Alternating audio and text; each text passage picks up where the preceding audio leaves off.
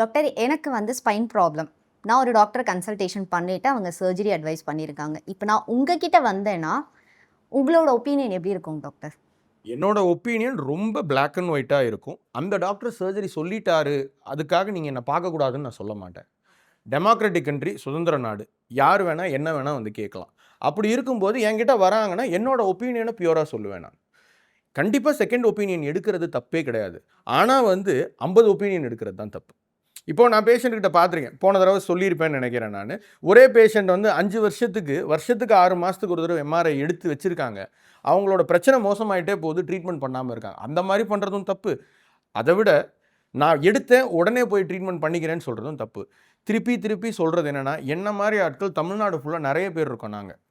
எங்க யார்கிட்ட வேணா நீங்க ட்ரீட்மெண்ட் பண்ணிக்கலாம். ஒரு ஒப்பீனியனுக்கு 2 ஒப்பீனியன் எடுத்துக்கலாம். 2 ஒப்பீனியன்ல உங்களுக்கு யார் சாட்டிஸ்ஃபை ஆகுதோ, அவங்க கிட்ட நீங்க ட்ரீட்மெண்ட் பண்ணிக்கலாம். அதுக்காக ஒப்பீனியன் எடுக்கிறதும் தப்புன்னு சொல்லல.